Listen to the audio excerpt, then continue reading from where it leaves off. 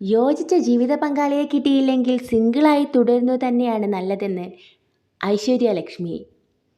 വ്യക്തിത്വത്തെ മറ്റൊരാൾക്ക് വേണ്ടി മാറ്റരുതെന്നും സിംഗിളാകുമ്പോഴും റിലേഷൻഷിപ്പിലാകുമ്പോഴും വ്യക്തിത്വം വിട്ടുകളയരുതെന്നും നടി പറഞ്ഞു.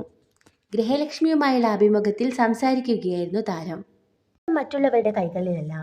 പലപ്പോഴും നാം മറ്റുള്ളവരുടെ അഭിപ്രായത്തെ ഭയന്നാണ് ജീവിക്കുക. ചെയ്യുന്ന കാര്യങ്ങൾ നമ്മെ സന്തോഷിപ്പിക്കുന്നുണ്ടോ എന്ന് എപ്പോഴും ചിന്തിക്കണം. ബഹുമാനം കുറയുകയാണ് എന്ന് തോന്നുന്നുണ്ടെങ്കിൽ അവിടെ നിൽക്കാതിരിക്കുക. നമ്മെ സഹായിക്കാനും മോട്ടിവേറ്റ് ചെയ്യാനും മോശം സാഹചര്യങ്ങളിൽ നിന്ന് കരകയറ്റാനുമൊക്കെ നമുക്ക് നമ്മളെ കാണും. ഞാൻ എവിടെ നിന്നോ കേട്ടതാണ്, 8 വയസ്സുള്ള എനിക്കും 80 വയസ്സുള്ള എനിക്കും ഒരുപോലെ ശരിയെന്ന് തോന്നുന്നതേ ചെയ്യാവൂ എന്ന്. ഞാൻ ജീവിതത്തിൽ ഏറ്റവും അധികം പ്രാധാന്യം നൽകുന്നത് വളർച്ചയ്ക്കാണ്. നമുക്ക് എന്തെങ്കിലും ഒരു രീതിയിൽ വളർച്ചയുണ്ടാകണം, നടി ഐശ്വര്യ ലക്ഷ്മി പറഞ്ഞു. തനിക്ക് ആത്മബോധമുണ്ടെന്നും തൻ്റെ ഏറ്റവും വലിയ ശക്തി അതാണെന്നും നടി പറഞ്ഞു. സ്വയം ഉയരാനുള്ള ഇടം കണ്ടെത്താൻ ശ്രമിക്കുമെന്നും ജീവിതവും വ്യക്തിജീവിതവും ആരോഗ്യപരമായി കൊണ്ടുപോകണമെന്നും ഐശ്വര്യ ലക്ഷ്മി കൂട്ടിച്ചേർത്തു.